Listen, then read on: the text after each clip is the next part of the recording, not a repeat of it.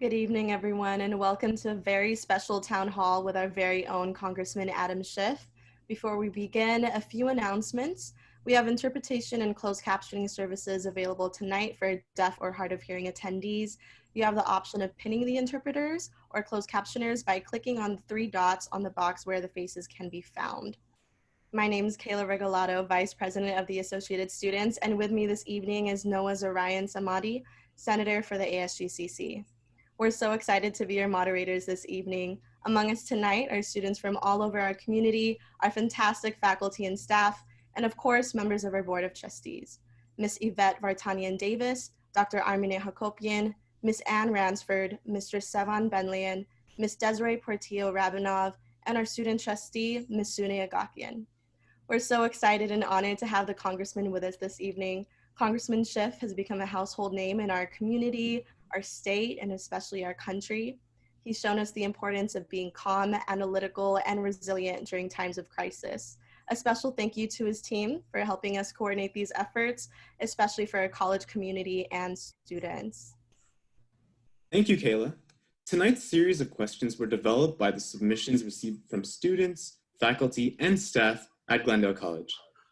Guests will have an opportunity to submit questions through the Zoom chat feature found on their screen. All questions in chat will be sent directly to Kayla and me, and we will do our best to get to as many as we can in the time that we have.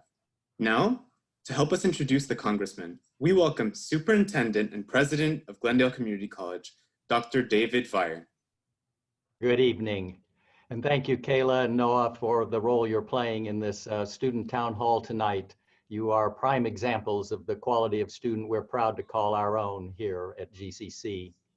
To our GCC students participating in this virtual student town hall event, I commend your willingness to gain knowledge and to engage in discussion, traits that underscore your resilience and inquisitive nature.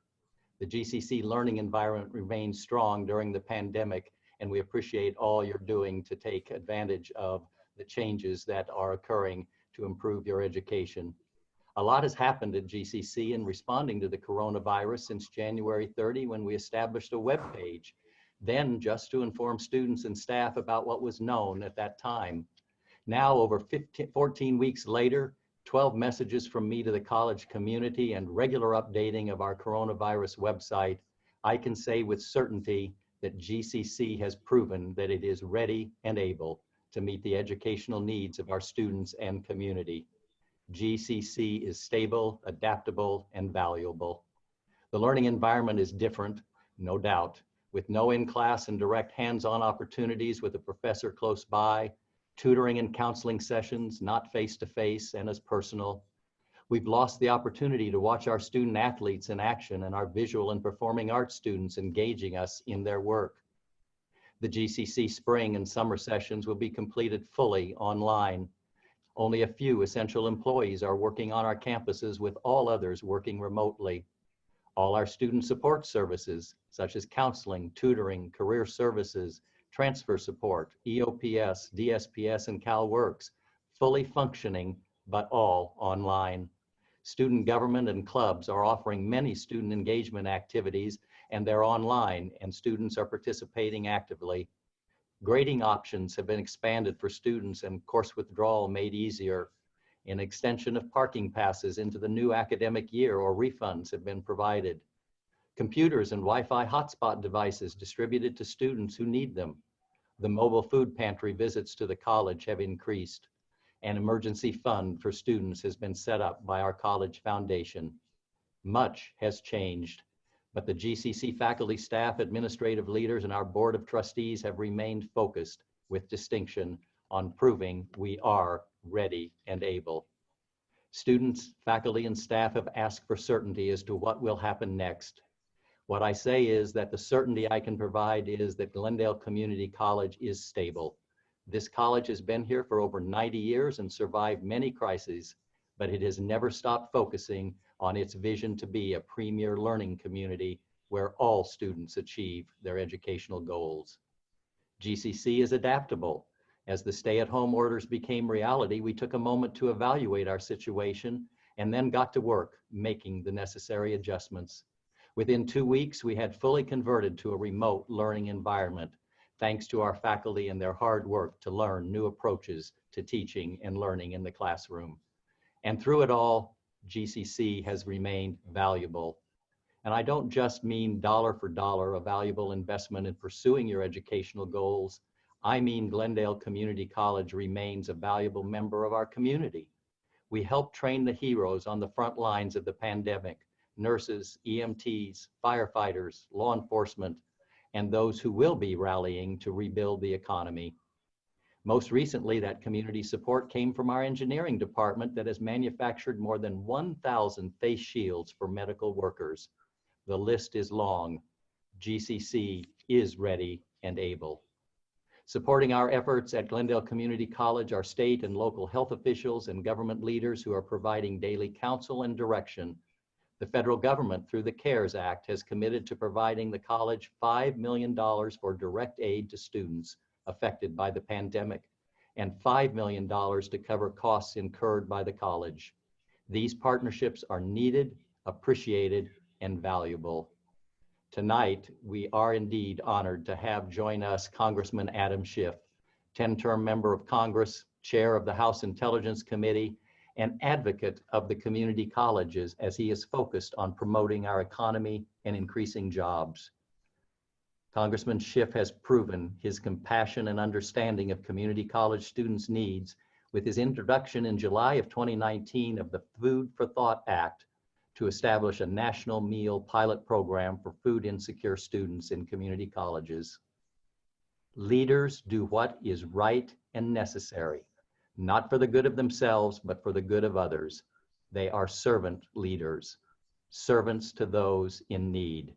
Congressman Schiff is a shining example of this type of leader, and we are thrilled to have him joining us remotely here at Glendale Community College.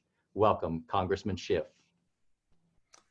Superintendent, thank you so much. Noah and Kayla, I'm grateful for the opportunity to address the students and faculty tonight.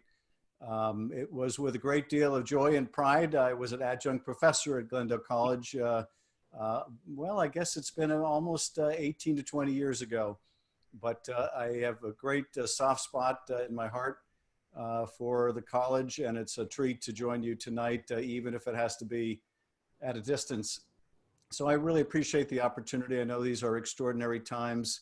I can't help but, when I'm talking to young people, think about how through their lives, they will tell their kids and grandkids about how they were in college during the pandemic and what that was like, much as my great-grandparents might have talked about living through the Spanish flu. But I wanted to share a few thoughts on what Congress is doing before we get into the Q&A. We have passed in rapid succession a number of bills directed to try to address the crisis caused by the pandemic. Our very first legislation established funding for healthcare workers and for testing, for the development of treatments and a vaccine.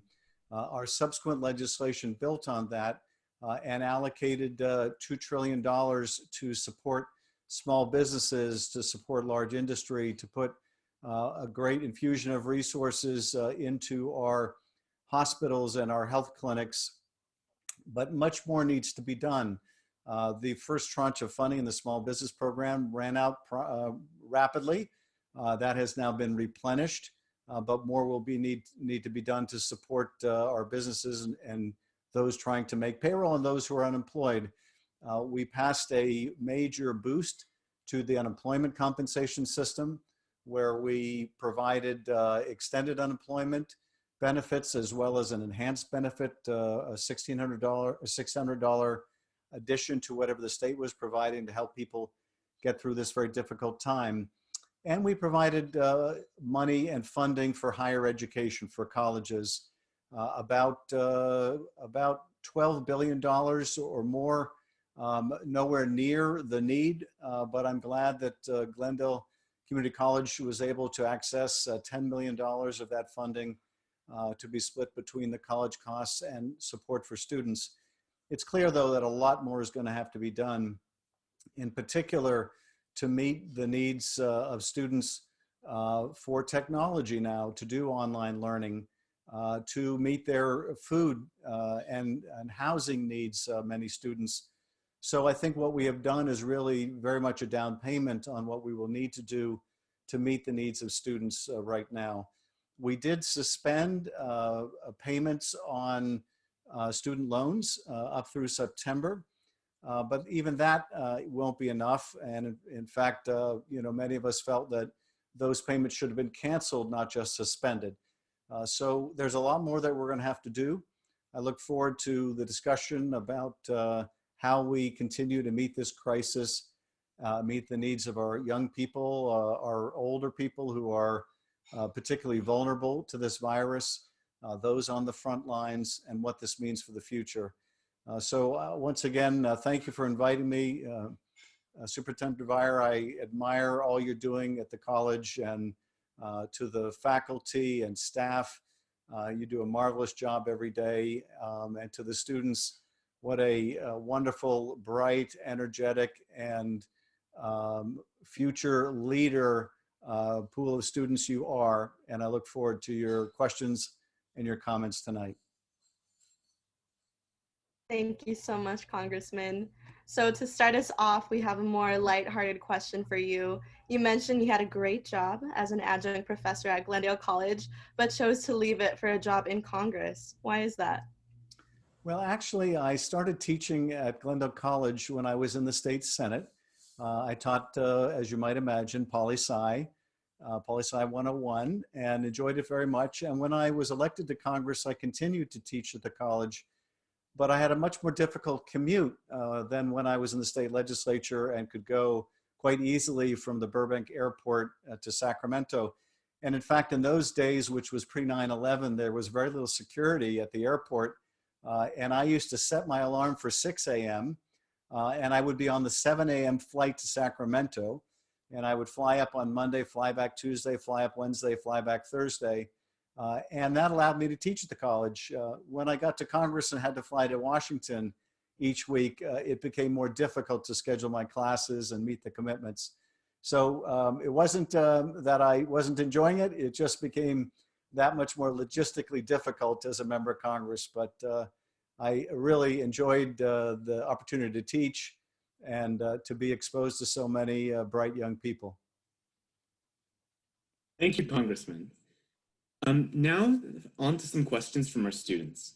So David, a political science major, asked, how do you believe California's leadership responded to the COVID-19 pandemic? And what responsibilities do we have as students in the community college system in helping our communities getting back to normal? Thanks very much for the question. I think that the California leadership has done a really remarkable job. I think the governor and many of the mayors, including Mayor Garcetti, have really been proactive leaders, and that was exactly what was needed and is needed during this pandemic. They moved aggressively to social distance, to put in place shelter at home rules, and as difficult as those have been to live under, they have doubtless saved lives. When you look at other states that were not as quick to impose that kind of discipline, you see a infection curve much different than California's. You see death rates much higher than California's. So I think for a state as large as ours, that too has its share of cities with very dense population. LA is atypical in the sprawl. But I think California's leaders have done a remarkable job. In terms of what the students can do, I think first and foremost, like all the rest of us, listen to the advice of the experts, the epidemiologists, the healthcare experts, the scientists, and follow the social distancing recommendations. I know it's hard, and I know young people have a tendency to think they're immortal. I probably felt that way when I was young. I don't feel so immortal anymore these days. But young people can be very seriously ill, and young people have died from this virus. And what's more, young people can spread the virus to others that have compromised health systems. So everyone needs to play a role right now. And so when you're with your family or you're out to maintain your distance from others, when you see other people who are not maintaining their distance, who you know, You should encourage them to observe proper social distancing. And I think also so many of you I know are training to go into some of these critical fields right now, like healthcare, where we need good people, we need courageous people. And I was talking to the hospital CEOs in our region today, the CEOs of Glendale Adventist and Glendale Memorial and other hospitals. And I was saying, we need to do a ticker tape parade for you when this is all over, because so many people working in skilled nursing facilities, working in hospitals, working in clinics, working in the grocery store, driving public transportation, they're really sticking their neck out for all the rest of us right now. And we owe them a great debt of gratitude. And I know that some of the graduates of the college will be going into those fields and doing their part also to help us get through this.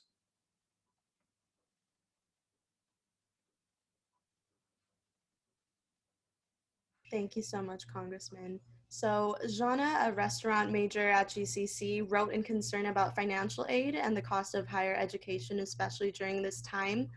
Tuition at both public and private institutions has been increasing faster than inflation. So what can you do in Congress to ensure that the Pell Grant program keeps up with the rising cost of education so students don't leave the college with loans that they can't pay back? Well, this is an issue that I've worked on really since I was a state legislator, but throughout my time in Congress, and that is to continue to increase the value of the Pell Grants, particularly in states like California where the cost of living is so high. It's really important that higher education funding keep pace with student costs, and it really hasn't. So we start, I think, at a deficit going into this crisis. We need to make sure that we not only provide that student assistance now, but that we suspend and go beyond suspension to forgive some of the repayments that students can't afford to make right now. But more than that, that we also provide the supplemental assistance that colleges need so that every student has the technology they need to do online learning.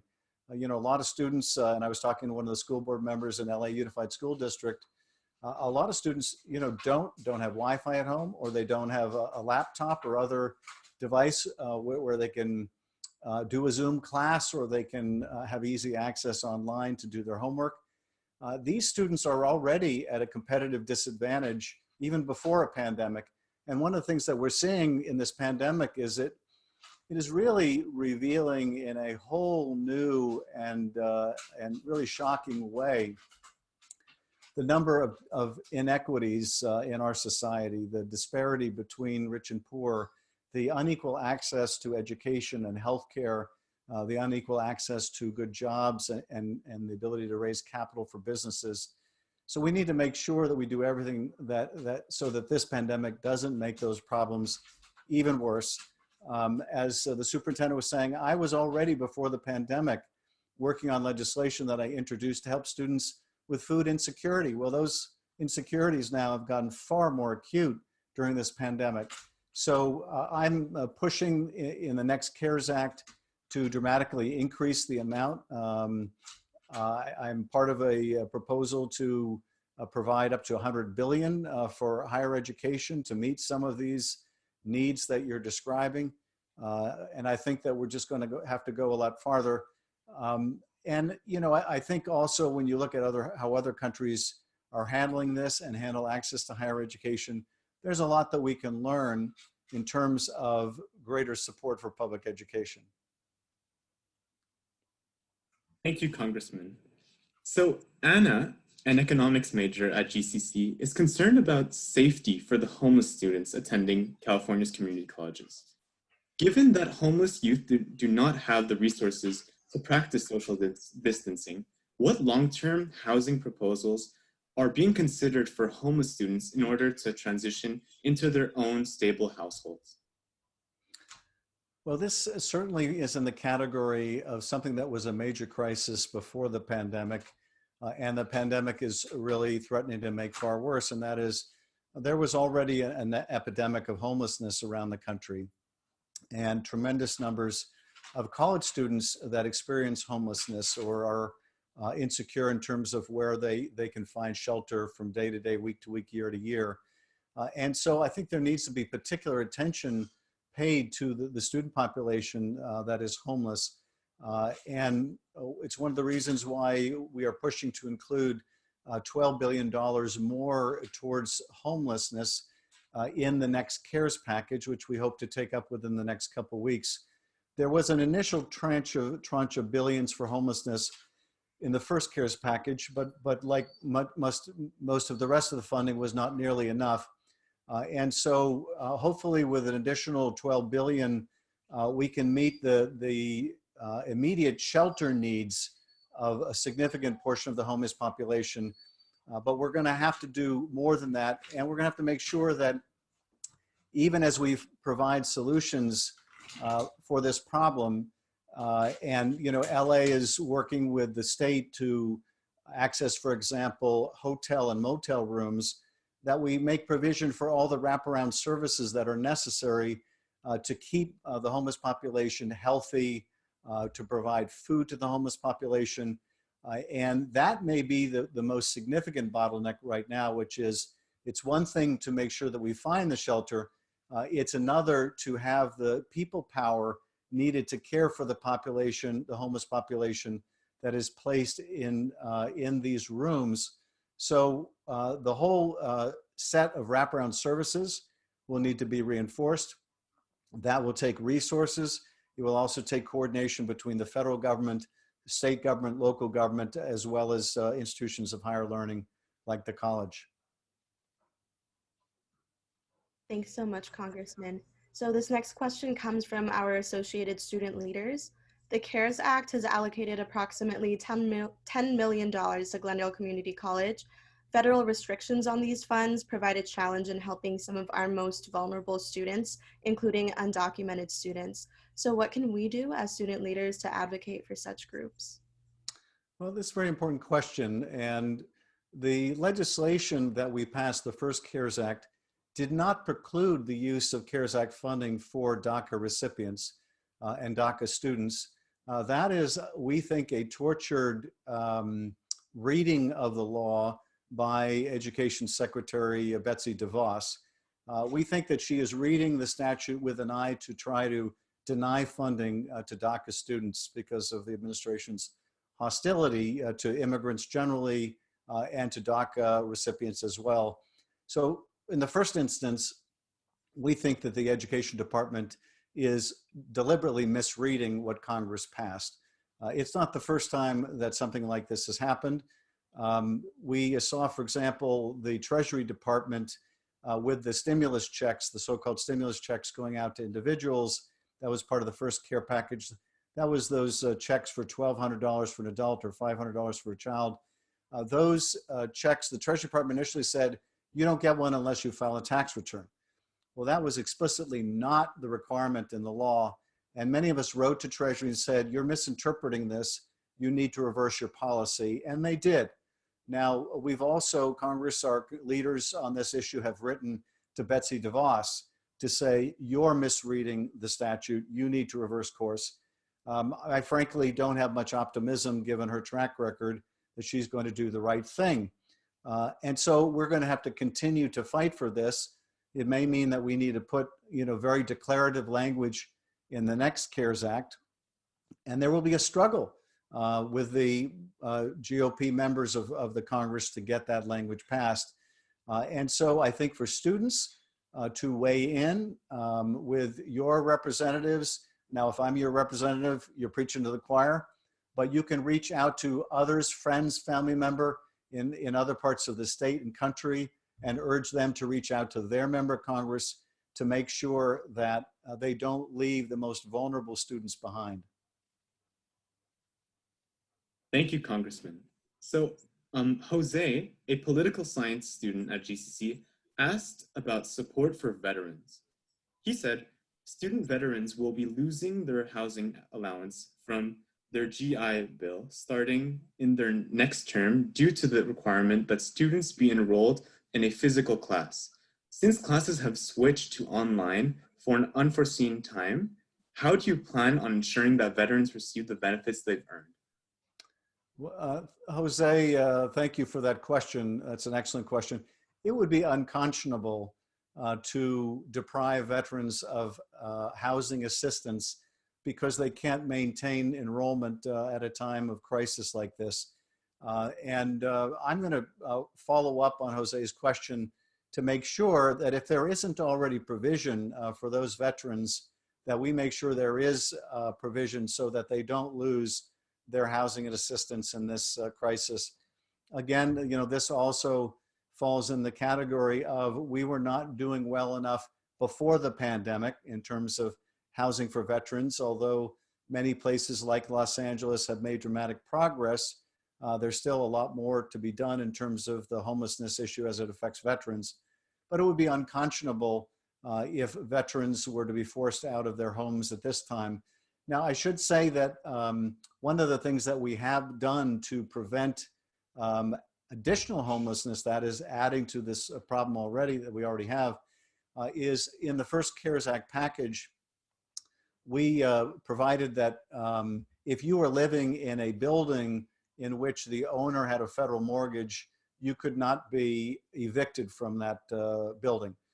If you were paying a mortgage that was backed by the federal government, and most mortgages are, you couldn't be foreclosed upon. And so we took some steps. Frankly, I think we need to do a lot more. I'm supporting a $100 billion package to provide rental assistance. And I would hope a substantial amount of that would go to veterans to help them with any risk of their losing their homes.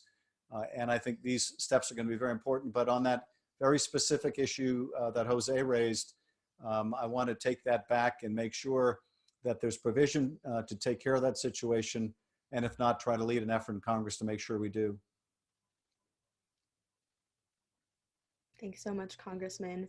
So Dennis, a history major at GCC, is interested in knowing what is the next personal and/or professional goal you have set for yourself? So in other words, what are your plans for 2024? Thank you. You know, I used to say up until the pandemic that it was hard for me to think of other things in the midst of the investigative work I was doing and then the impeachment trial. The pandemic followed very much on the heels of that, and it's very difficult for me, frankly, to think too far ahead of, you know, 1 week from the next. So I really can't say. You know, my real priority has to be, and my focus has to be right now, in helping my constituents and the country get through this. And I think there are some really good and important approaches that we should take that we haven't taken thus far. And just to give you one example, you know, we have one big program, one big fund for large industry that we put about $500 billion in. We have a large program for small businesses called the PPP program. We have an enhanced unemployment compensation system. But frankly, I think a much more seamless approach would be to guarantee the paychecks of Americans using a system that Britain and Germany and France, Singapore, South Korea, many other countries are using, where the federal government simply backs payroll for all businesses, large, medium, and small, until we get through this. It's more cost effective. It's more equitable. You don't have the problem of minority businesses being shut out by large banks because they're not the most lucrative customers of those banks. You don't have the problem of the administration picking among its friends, rewarding friends and punishing enemies in industry by using federal dollars. So I have a colleague, Pramila Jayapal, who has introduced a bill along these lines that I'm co-sponsoring.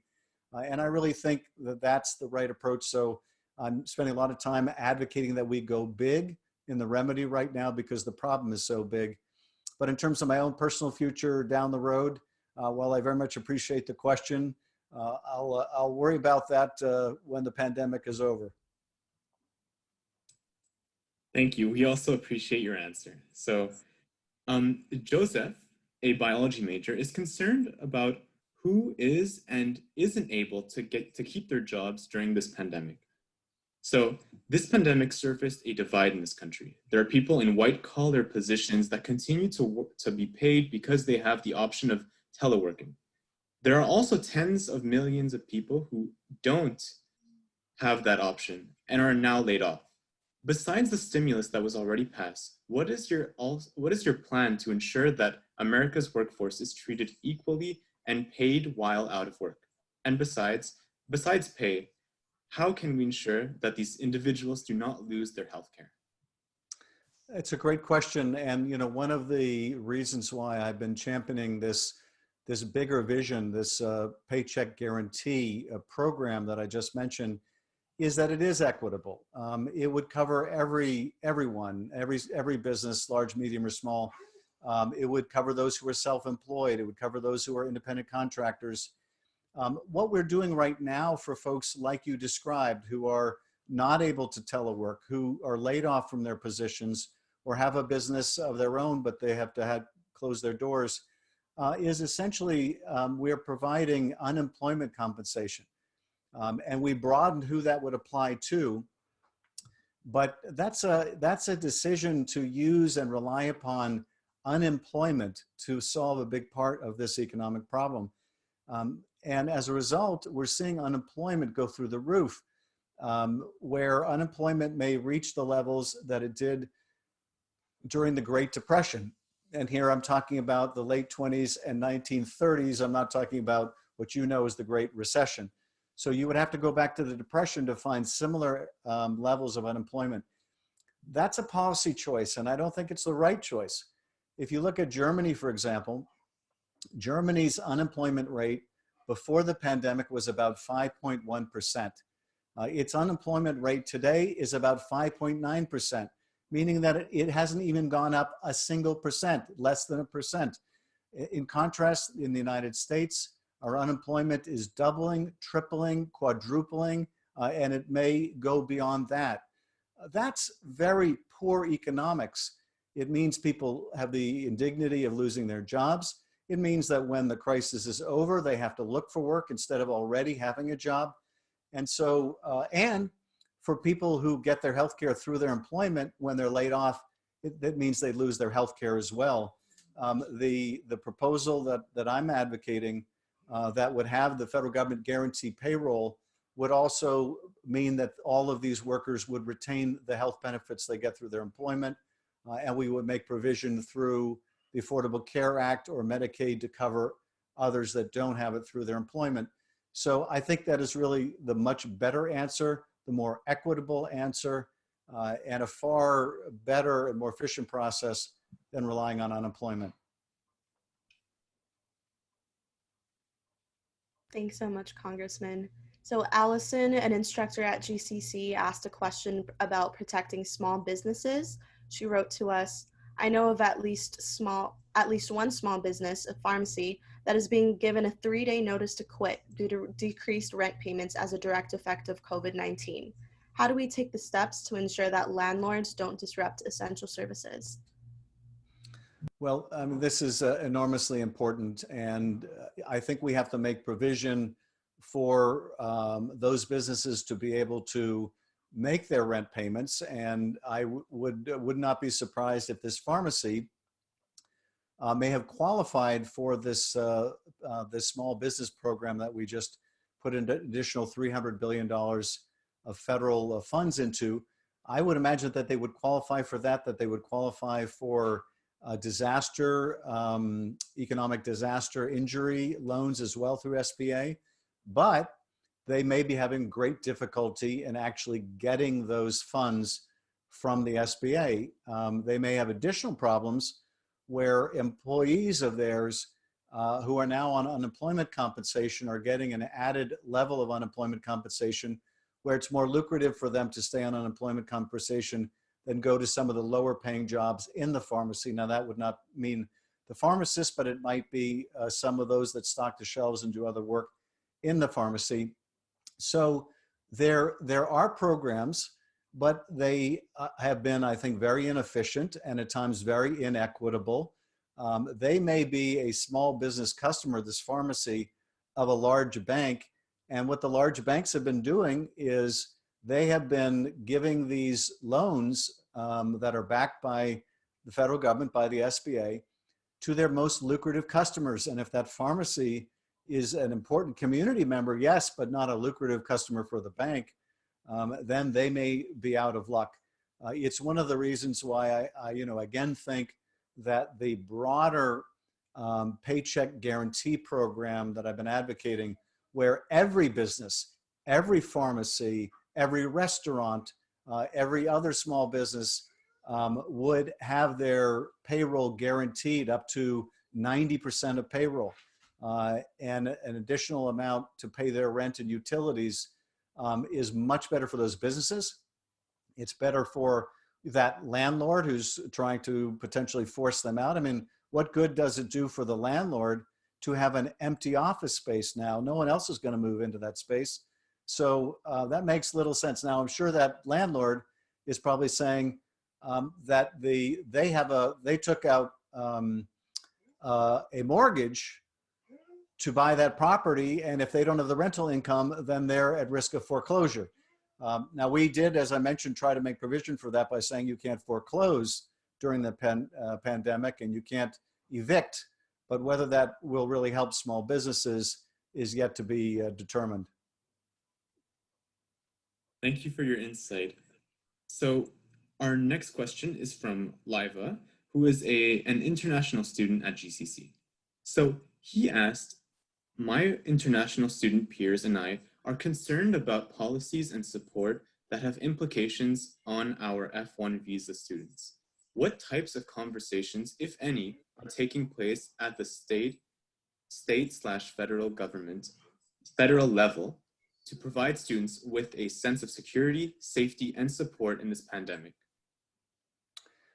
Well, I think this is a really important question. And to be candid, this is a real struggle between the parties in Congress.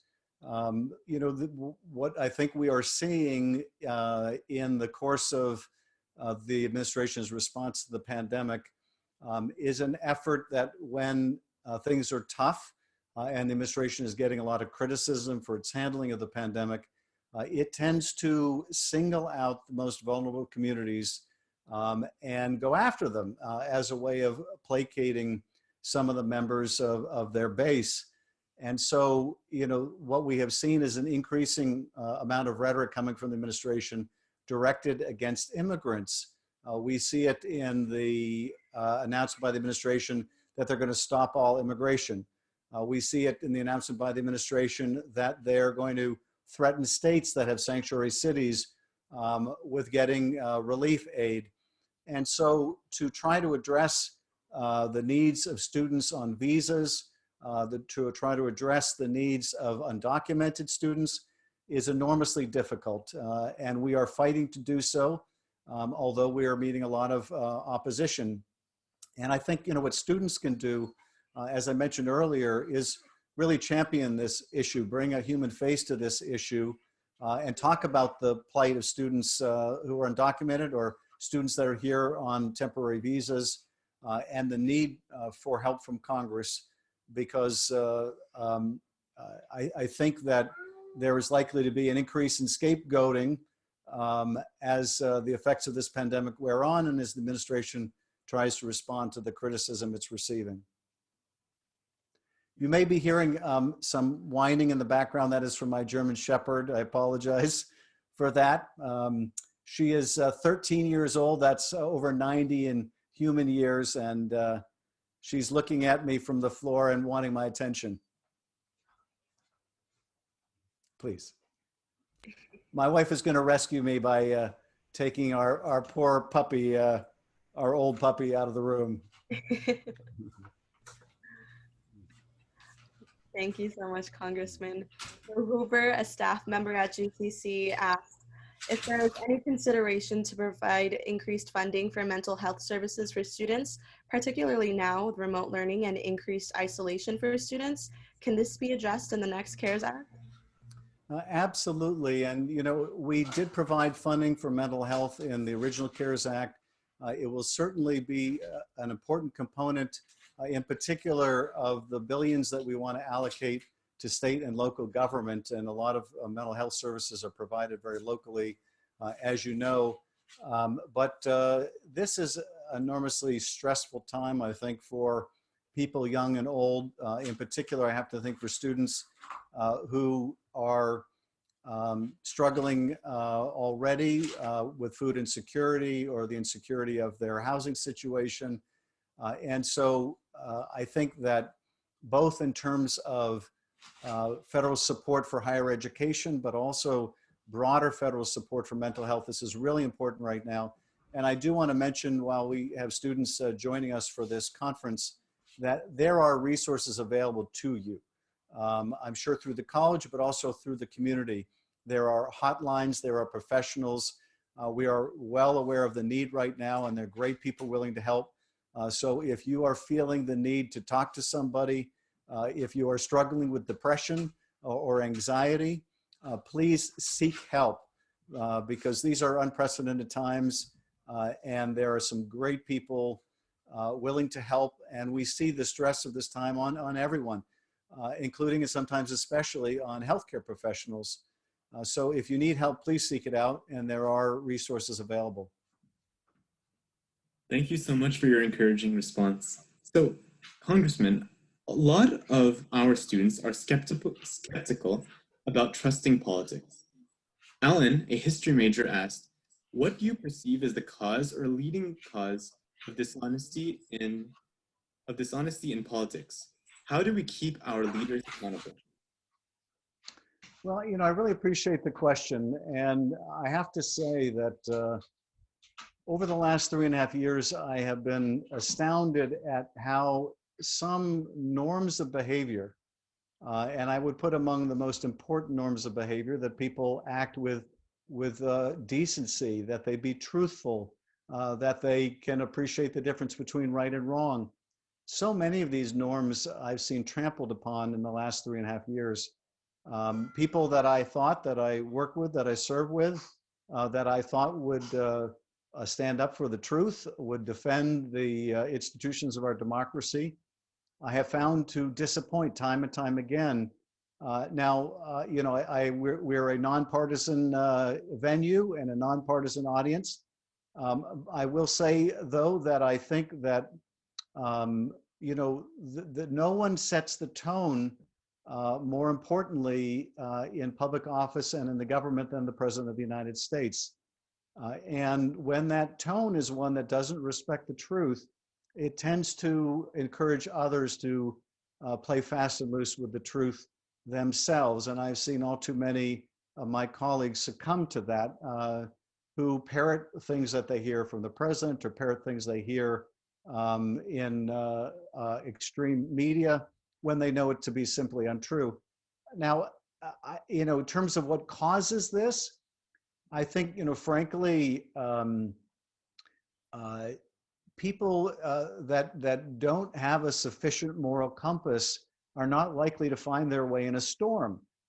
And it's not as if what's happening is causing them to be dishonest. I think that as a famous historian pointed out, power doesn't corrupt as much as it reveals. And the same may be said of a crisis. A crisis reveals who people are, and some are more truthful than others. And I think the key thing is for voters to do their best to differentiate between the two. And when they are choosing representatives at any level of government, local, state, or federal, that they look for people of character, that when they're tested, will do what's right for the country, will do what's right for their constituents, will tell the truth even if they think the truth will be unpopular, or the truth won't reflect well on them, or it won't reflect well on a president of their party. I think that we've seen a dangerous trampling of all too many norms of behavior, just a fundamental level of indecency and incivility, which is really dangerous, and probably nothing more dangerous than what is at the heart of the question, which is there's nothing more corrosive to a democracy than the idea that there is no truth, or that people are somehow entitled to alternate facts and alternate realities.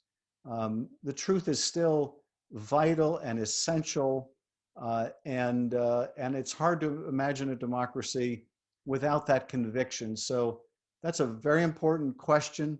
And I think what individuals can do is they can look for those qualities in the people that they send into office at any level, and ask when they're voting, is this someone I feel that will tell me the truth in good times and in bad?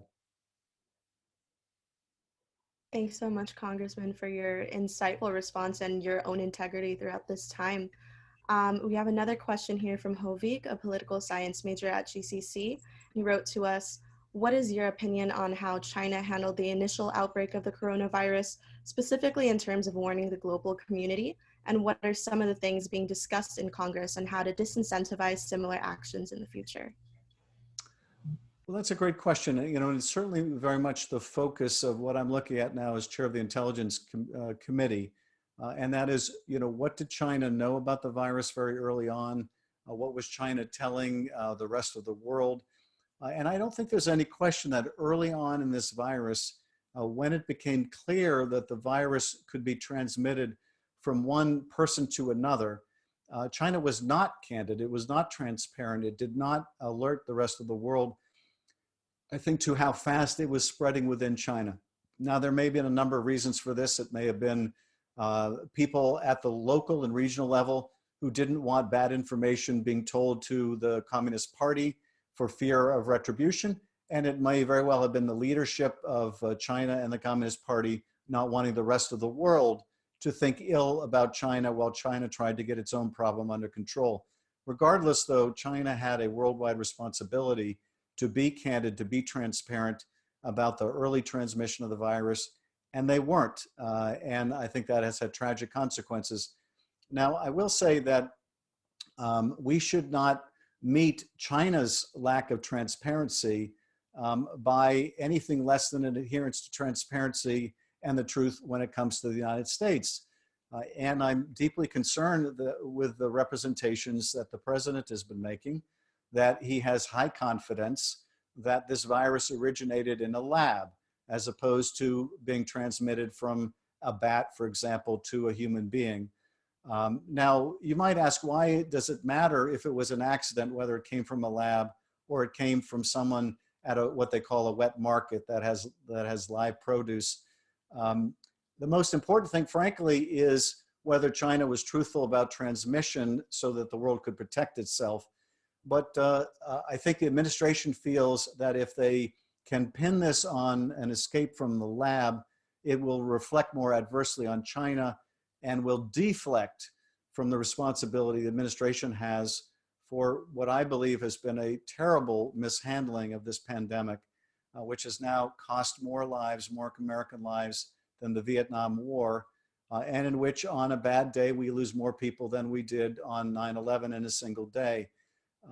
And I don't think that's a good reason to be making statements that cannot be backed up about China. There is enough responsibility for China's lack of transparency without having to push a narrative that the virus began in a lab if that cannot be substantiated.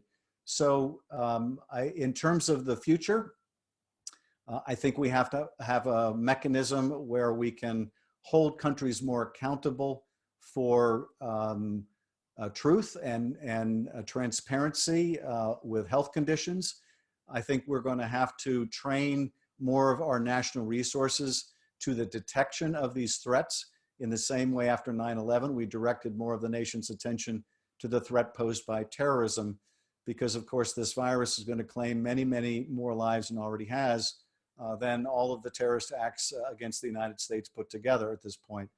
So that's how I tend to analyze the issue.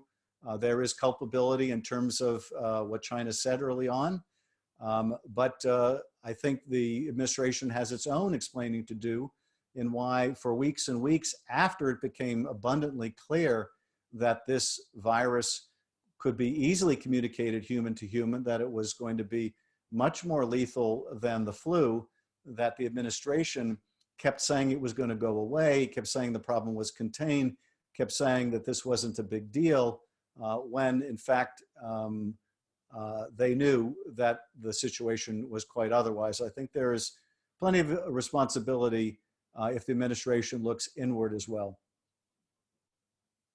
Thank you so much for a very perceptive answer. So on to our next one. Anthony, a business and math major at GCC, asks, can you give us an update on the House probe into the seizure of COVID-19 supplies by the federal government?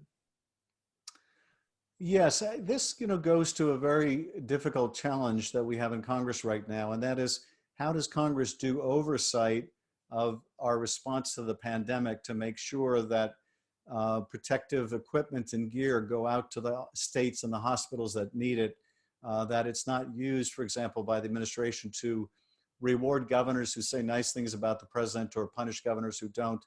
How do we make sure that the states have enough ventilators? How do we make sure that we have a national testing strategy in place? You know, there were, you may have seen just today, there were two newspaper reports, one about a whistleblower complaint filed by Dr. Bright, who is the head of an agency called BARDA that deals with our biological response team, who in his complaint states that he was pushed out of his job for warning about the severity of this virus when people didn't want to hear it, for also cautioning not to jump the gun on treatments like hydroxychloroquine that the administration and the president had been promoting that were unproven, and then in the first trial, in fact, with veterans, proved to cause more harm and death than good. There was a report that he was removed from his position for sounding the alarm. That is exactly the kind of thing that Congress needs to look into, so that we can make sure that those who are telling hard truths don't lose their job as a result.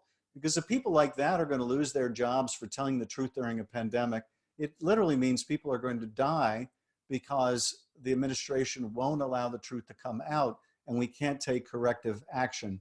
So it's going to be, I think, vitally important for the House to do its oversight of the issue this question raised. It's difficult for us to do that when we cannot be physically present and haul people in under oath to testify. You might have seen this week that Dr. Fauci is not being allowed by the president to testify before the House.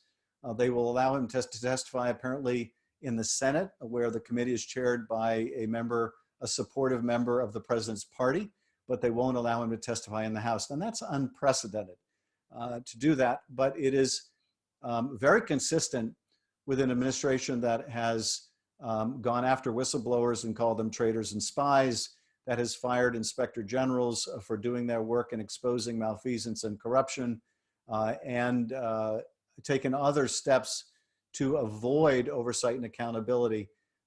I think that we are likely to vote to be able to conduct hearings and oversight in forms just like this video conference, where we call witnesses by video. The members ask questions under oath, and we are working out, I think, some of the logistical challenges with that. But through those hearings, through those oversight requests and subpoenas, we hope to shed a spotlight on what is being done right, what is being done wrong, and what we need to do to protect the country going forward. Thanks so much, Congressman. So a few students asked about basic needs and what you can do about basic needs beyond food. The first is, what have you done to address the high housing costs? And the second is, what are your thoughts on Medicare for all? In terms of high housing costs, one of the things that I've done is introduce legislation that would allow public agencies, like public housing agencies, like Glendale's housing department, as well as nonprofits that are in the business of providing affordable housing to people, that would give them a financial advantage in buying property to be used for that purpose. So for example, if you have a commercial real estate owner who owns an apartment building and wants to sell that building, or sell a different kind of a building that can be converted into affordable or low-cost housing, and the city of Glendale wants to acquire that, or a nonprofit wants to acquire that and use that for affordable housing, they might have to outbid someone who's willing to pay cash or willing to finalize the deal quicker than a public agency or a nonprofit normally could. To level the playing field, I've introduced a bill that would allow the seller of that property to get favorable tax treatment if they sell it to a housing agency or a nonprofit to be used for low-cost housing. Now, that's just one potential solution. There are going to have to be any number of them because the cost of housing has gone up so much quicker than people's earning power. And that gets to an even bigger problem and a bigger inequity in our society. And that is that so much of the wealth that has been created in the last 25 years has so disproportionately gone to those who are the wealthiest in America, leaving the poorest and middle-class families struggling to get by. And I do think that in this pandemic, it's an opportunity to think about how do we build back better? How do we build a more just, more equitable country as we come out of this crisis? In the same way that we built a better country after World War II and the Great Depression, in the same way that we built a great society during the Vietnam era, I think we need to look at the inequities that are being exposed and aggravated by this pandemic and think about how do we build back better? How do we direct more resources? How do we solve this persistent problem with homelessness? How do we make sure in the richest country on earth that everyone has enough to eat and that everyone has access to quality health care? That is not beyond our capacity. And we should think about how do we build back better. Thank you for your response, Congressman. So now we have another question, which is on a different pace, but I'll be glad to ask it. Chris, a staff member asks, are you a Bruin or a Trojan fan or another? And what are your thoughts on the possibility of professional, amateur, and youth sports and recreation restarting by August? Well, actually, in fairness, and this is probably a good answer for me in my district where I have lots of Bruins and lots of Trojans, I'm a Stanford Cardinal. So I say go Cardinal. Apart from that, with respect to UCLA and USC, in the same way I love all my constituents, I love these two universities and I wouldn't want to choose between them. In terms of college athletics, I thought you were going to ask me the question about what I think about the state changes to allow college athletes to earn substantial outside income. That's a more difficult question. But in terms of when sports can start again, I really think, as we talked about earlier, we need to be guided by what the healthcare experts have to say. And it may be that sports begin again, but they begin again without an audience, without people in the stands. They begin with empty stadiums. And it may be that some sports are able to restart where athletes can maintain a social distance and others will have to wait for longer. I do think that, and this question may be a good opportunity to address this, we have to be realistic about what we're facing here. And I think one of the disservices being performed by the administration right now with a lot of the happy talk about how, we're turning a corner and we're going to be reopening soon and everything's going to be great. This virus is going to be with us for a lot longer than we'd like. When you talk to healthcare experts, what we are looking at is if we are successful with our social distancing, it doesn't mean the virus goes away. It's not going away until there's a vaccination for it. And even then, like the flu, it may mutate and we may need periodic vaccinations for different strains of it. But it's not going away, at least not until then. And so what we do by social distancing is we slow the rate of spread such that we don't overwhelm our healthcare system. And we effectively buy ourselves time. We buy ourselves time to develop effective therapies, which will take place before we have a vaccine. So if we can prevent people from getting it until there's some really good treatments, then when people do get it, it'll be less likely to take their life. And that's critical. And similarly, if we can spread this out and flatten the curve, We're not going to overwhelm our healthcare system when it comes back, with certain strength in the fall and winter, when it will be contemporaneous with the ordinary flu. Now, the ordinary flu might not sound that dangerous to people, but the ordinary flu kills a lot of people. The ordinary flu fills a lot of our hospitals during a really bad flu season. So if you have a really bad flu, and who knows what the flu will look like, you may have hospitals crowded with COVID patients and very sick people with the ordinary flu that will strain capacity. And then you have hospitals making terrible decisions about who gets a ventilator and who doesn't. So in terms of what we have to look at, I think the American people can handle the truth. I think the administration needs to really level with people and talk about the fact this will be a long and hard road, but one we can get through, and we've been through more difficult things in the nation's history, and this too shall pass.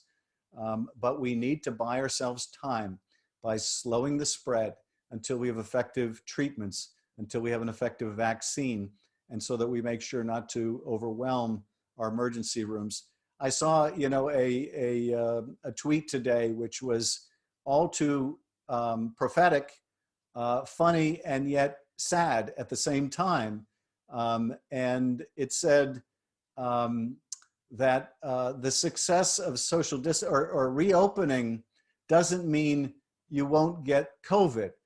Successful social distancing doesn't mean you won't get COVID. It just means there's room for you in the ICU. That's a pretty blunt, ironic, and terrible way to put it, but there's too much truth to that. It means if we're not careful and we reopen too quickly, that people will end up in the ICU. And so this is why I think whether it comes to reopening classes or sports on campus or professional sports, we really need to be guided by what the experts tell us about, is the time right? Do we have the capacity in our healthcare facilities? What does the treatment regimen look like right now? What are the risks we're exposing our athletes to? What are the risks we're exposing our hospital workers to? Those are the questions that we'll need to answer first. Thanks so much, Congressman. So just two more questions from us. Eric is a student who is deaf and hard of hearing. He's struggling with lip reading at a time where everyone is using masks. So what laws can be passed to provide additional accessibility for those that are deaf and hard of hearing? That's an excellent question, and I will have to look into that. And then if there's a mechanism for me to respond to the student, I would very much like to do that. That's the kind of question that you need someone to ask that has experienced that problem. And, I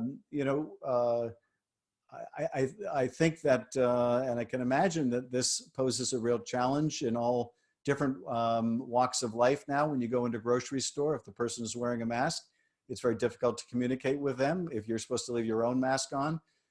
And it may very well also make it difficult in a learning environment. And so I will have to look into what kind of provision we are making for that.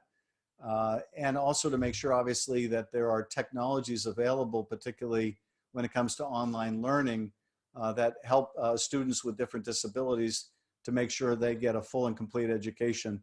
But I really appreciate the student pointing out that unique challenge when people are wearing masks.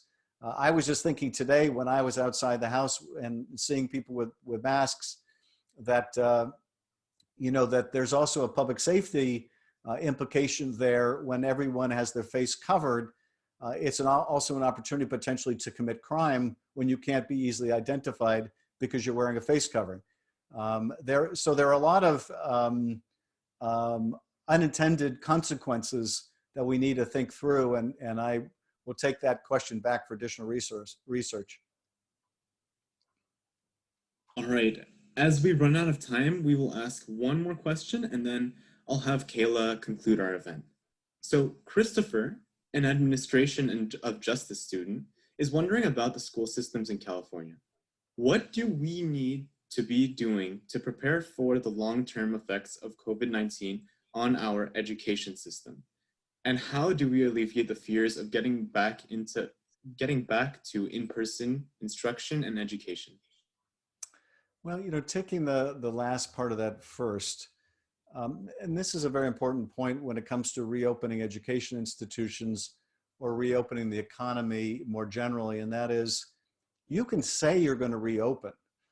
Governors and mayors can say they're going to reopen. Businesses can say they're going to reopen. But if people don't feel that they can safely go into that school, that college, that business, they're not going to go. And in this way, the health of our economy is inextricably intertwined with our health. You really can't solve one problem without solving the other. Our economy is not going to come roaring back until we have solved the health problem. And so in terms of education, we're going to have to be guided by the science and guided by the experts about when we can come back to school, under what circumstances, and whether we need to have greater distancing within classes and how that will work, how we will need to provide greater resources to our colleges to make that successful. If you look by analogy to restaurants, some of the states or governors that are saying we want to reopen restaurants, but we're going to require restaurants to only use a quarter of their tables.